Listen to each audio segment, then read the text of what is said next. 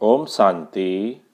आज 12 नवंबर 2021 की मुरली में बाबा ने कहा, मीठे बच्चे, हर एक पाठधारी आत्मा आधा समय सुख आधा समय दुख का पाठ बजाती है।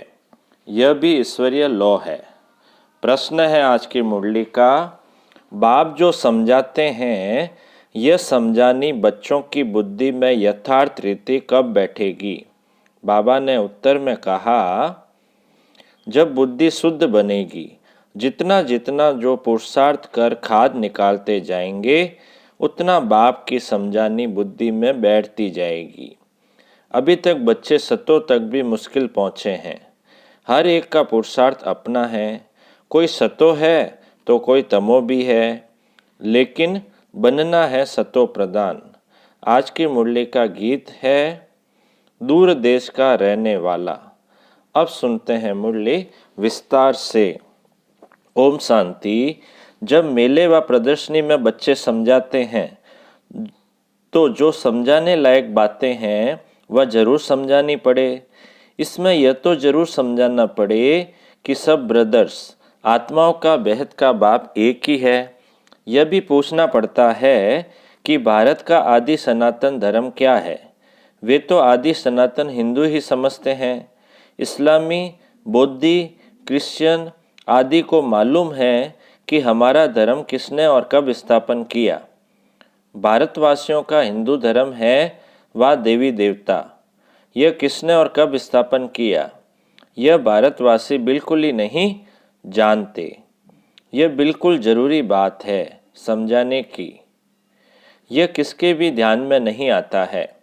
प्राचीन भारत देश गाया जाता है, परंतु उन्हों को यह पता नहीं कि हमारा आदि सनातन देवी देवता धर्म है। हिंदू तो कोई धर्म ही नहीं है। अब तुम बच्चे जानते हो कि 5000 वर्ष पहले देवी देवता धर्म था। बरोबर उस समय लक्ष्मी नारायण राज्य करते थे। वह अपने को हिंदू नहीं कहलाते थे। अच्छा, हिंदू धर्म का भी कोई संवत होना चाहिए।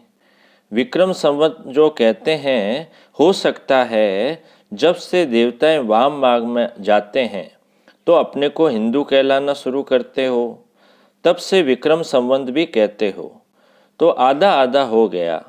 उस समय उनको आदि सनातन देवी देवता नहीं कहेंगे। उस समय उनको आदि सनातन देवी देवता नहीं कहेंगे। संवत कहा जाता है सब धर्म स्थापन होता है। जब धर्म स्थापन होता है, वह किसने स्थापन किया? विक्रम संवत तो रावण ने स्थापन किया।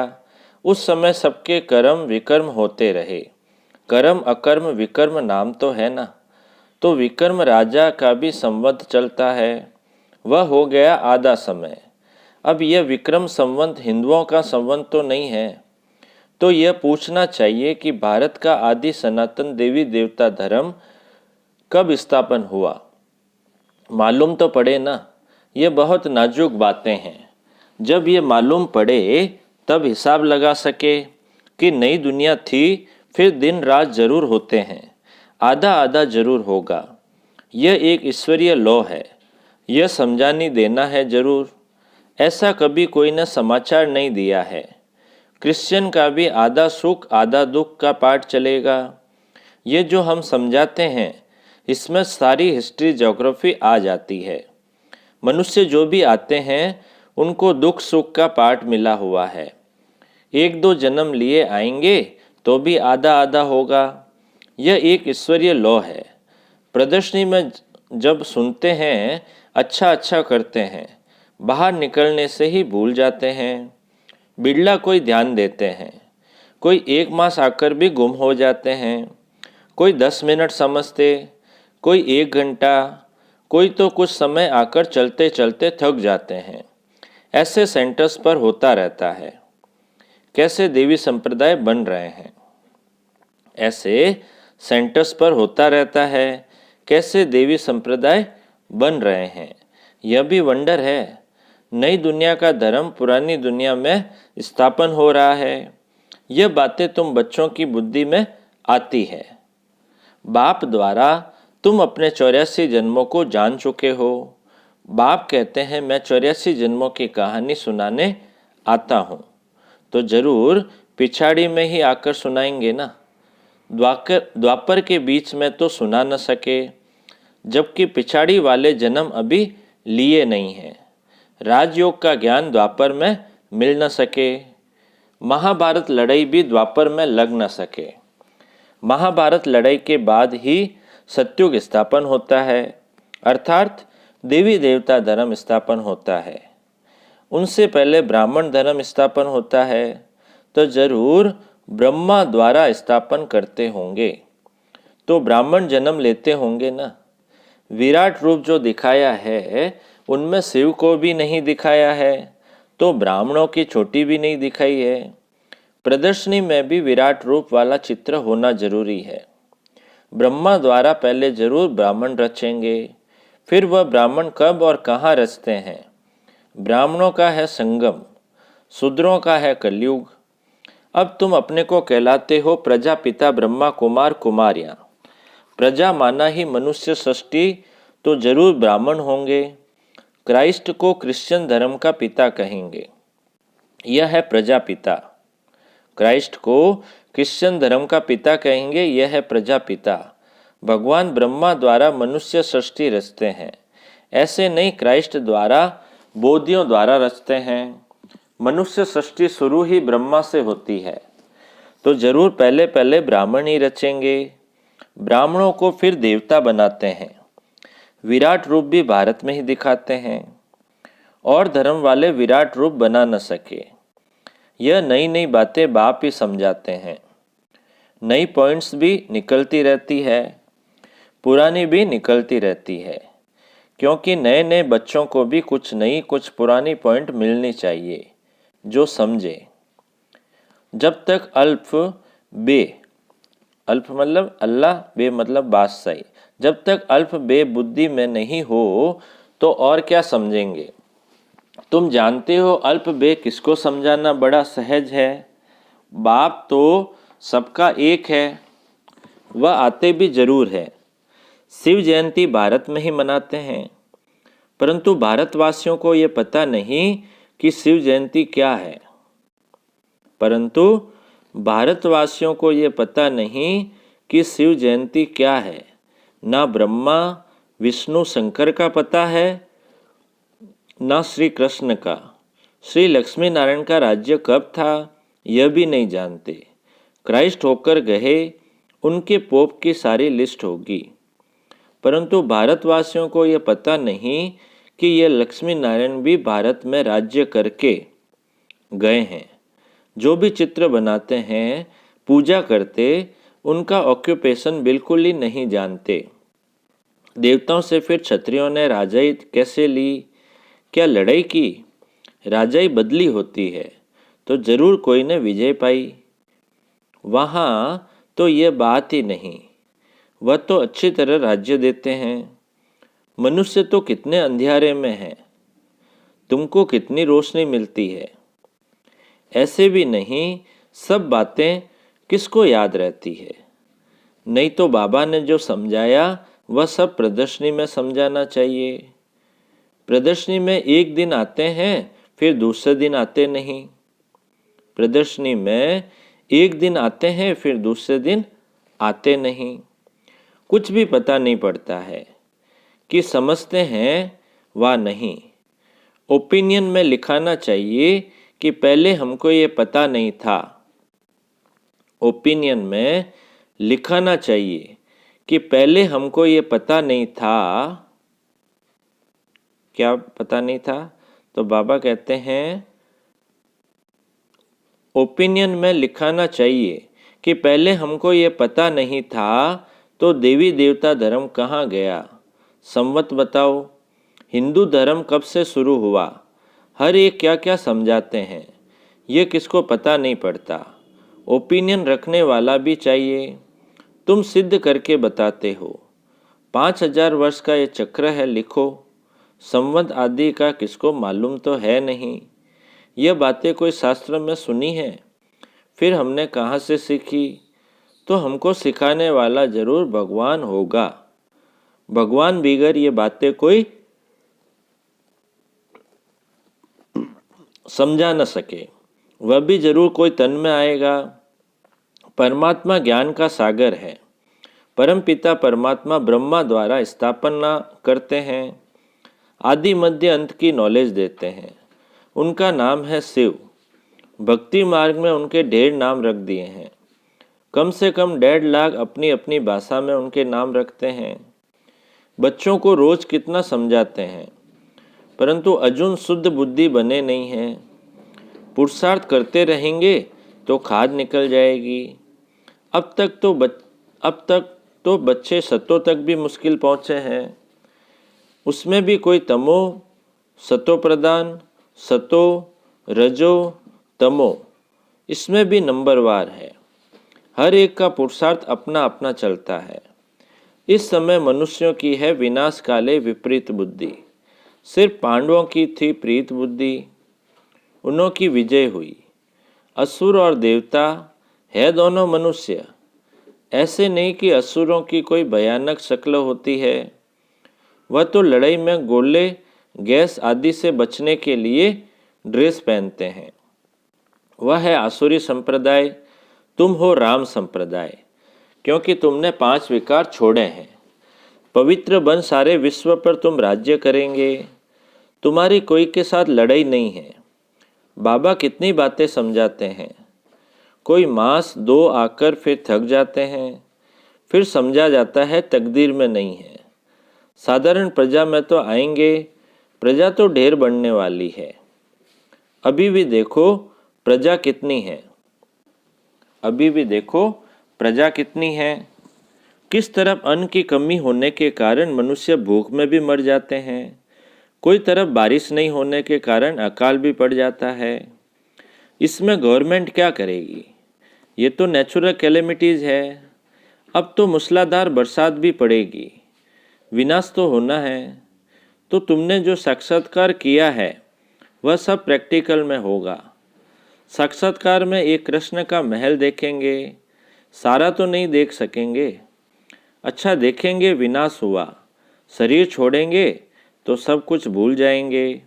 सारी दुनिया ख़त्म हो जाने वाली है, फिर दुनिया ही बदल जाएगी। तुमको सब कुछ भूल जाएगा। अभी तुम्हारे में शुरू से लेकर अंत तक सब नॉलेज है। मूल वतन सूक्ष्म वतन का चक्र कैसे फिरता है, सारी नॉलेज बाप ने दी है। जिसमें जितना जास्ती ज्ञान उतना जास्ती नशा रहता है। जिसमें जितना जास्ती ज्ञान उतना जास्ती नशा रहता है। ठीक है ना। अभी हम मास्टर नॉलेजफुल हो गए, अभी हम मास्टर नॉलेजफुल हो गए, फिर जब विनाश होगा हमारा शरीर खलास हो जाएगा। इस जन्म तक की नॉलेज रहती है, तो इतना बुद्धि में नशा रहना चाहिए कि हम यह शरीर छोड़ जाकर प्रिंस प्रिंसेस बनेंगे। मनुष्य तो पढ़कर जाकर अपनी अपनी कमाई करते हैं। बाप कहते हैं हम कोई कमाई नहीं करते, हम तो तुमको सिखलाकर अपने घर ले जाते हैं। तुम कमाई करते हो तो गवाते भी हो। तुमको सारा आदि मध्य अंत का ज्ञान है। बाबा को भी ज्ञान है, जो बैठकर समझाते हैं पाठ अनुसार। फिर बाबा भी चले जाते हैं निर्वाण धाम। सभी आत्माएं भी चली जाएगी वहाँ। फिर जिन जिन का पाठ होगा वह फिर राजधानी में आते जाएंगे। बाकी टाइम शांति धाम में रहेंगे। बच्चों को कितना ज्ञान मिल रहा है ऊंच पद पाने के लिए। नए किसकी बुद्धि में बैठ न सके, सिर्फ इतना कहेंगे ज्ञान बहुत अच्छा है, फिर अपने धंधे दोरी में चले जाएंगे। बाहर जाने से माया बुला देती है, बाहर जाने से माया बुला देती है, ताला लगा देती है। कई बच्चों का भी ऐसा हाल होता है, पूरी धारणा होती नहीं। पहले अंदर कोई जाए तो बोलो यह सब है ब्रह्मा कुमार कुमारियाँ। श्री बाबा ब्रह्मा द्वारा विष्णुपुरी की स्थापना कर रहे हैं। अभी कलयुग अंत है, फिर सतयुग होगा, तो ब्रह्मा के बच्चे सब ब्रह्मा कुमार हैं, जो फिर देवता बनेंगे। ऐसा सर्विस समाचार बाबा को मिलता रहे तो बाबा राय दे। परंतु बाबा को पूरा सुनाते नहीं। बहुतों पर ग्रहचारी लगती है। अभी अभी देखो फर्स्ट क्लास, कल देखो थर्ड क्लास बन पड़ते हैं। ग्रहचारी न होती तो आश्चर्यवत भागंती क्यों होते। जो बच्चे प्रदर्शनी में अच्छी तरह जाकर सर्विस करते हैं वह अपना समय भी सफल करते हैं। बाप दादा को कभी नहीं छोड़ना चाहिए। बाबा बच्चों को कुछ भी बोलेगा फिर फौरन प्यार भी करेगा। बाबा के दिल पर बच्चों का कुछ भी रहता नहीं है। ये सिर्फ शिक्षा देने के लिए सिखलाते हैं। यहाँ बच्चों को टोली खिलाई जाती है क्योंकि बेहद का बाप है ना। लौकिक बाप बाजार से आते हैं तो बच्चे जरूर याद पड़ेंगे। लौकिक बाप बाजार से आते हैं तो बच्चे जरूर याद पड़ेंगे। कुछ न कुछ टोली ले आते हैं। बाहर सेंटर पर टोली नहीं मिलती। यहाँ बाप सम्मुख बैठा है। बाबा सब कुछ बच्चों को समझाते हैं। यह द्वापर से ऋषि मुनि जो सतो प्रधान थे, जिनकी बुद्धि को ताला लगा हुआ नहीं था, वे भी कहते थे रचता और रचना को हम नहीं जानते हैं। रचता और रचना को हम नहीं जानते हैं। आज कलयुग में सबकी बुद्धि को ताला लगा हुआ है, फिर वह कैसे जान सकेंगे। शास्त्र तो ये ऋषि मुनि भी पढ़ते हैं। शास्त्र तो ये ऋषि मुनि भी पढ़ते थे। तुमको पॉइंट बहुत मिलती है समझाने के लिए। अच्छा बाप दादा बोले, मीठे मीठे सिकिल अदे बच्चों प्रति माता पिता बाप दादा का याद प्यार और गुड मॉर्निंग। रूहानी बाप की रूहानी बच्चों को नमस्ते। हम रूहानी बच्चों की रूहानी बाप दादा को याद प्यार, गुड मॉर्निंग और नमस्ते नमस्ते नमस्ते सदा रहेंगे हंसते हंसते, बन जाएंगे फरिश्ते। वाह बाबा वाह, वाह मेरा भाग्य। अब पूरी मुरली में से धारणा के लिए मुख्य सार में पहला पॉइंट, भगवान हमको पढ़ाकर भगवती भगवान बनाते हैं। इसी खुशी व नशे में रहना है। रचता और रचना का ज्ञान बुद्धि में रख दूसरों को सुनाना है। दूसरा पॉइंट है, जैसे बाप किसी बच्चे की बात दिल पर नहीं रखते हैं, ऐसे किसी की भी बात दिल पर नहीं रखनी है। अब मीठे बाबा का मीठा मधुर वरदान है, करावनहार की स्मृति से सेवा में सदा निर्माण का कार्य करने वाले कर्म योगी भव। करावनहार की स्मृति से सेवा में सदा निर्माण का कार्य करने वाले कर्म योगी भव। विस्तार है, कोई भी कर्म योगी की स्टेज में परिवर्तन करो। सिर्फ कर्म करने वाले नहीं, लेकिन कर्म योगी है। कर्म अर्थात व्यवहार और योग अर्थात परमार्थ, दोनों का बैलेंस हो। शरीर निर्वाह के पीछे आत्मा का निर्वाह भूल न जाए। जो भी कर्म करो वह ईश्वरीय सेवा अर्थ हो। इसके लिए सेवाओं में निमित्त मात्र का मंत्र व करणहार की स्मृति का संकल्प सदा याद रहे। करावनहार भूले नहीं तो सेवा में निर्माण ही निर्माण करते रहेंगे। स्लोगन, सेवा व संबंध संपर्क में विघ्न पड़ने का कारण है पुराने संस्कार। उन संस्कारों से वैराग्य हो। सेवा व संबंध संपर्क में विघ्न पड़ने का कारण है पुराने संस्कार। उन संस्कारों से वैराग्य हो। अच्छा, ओम शांति।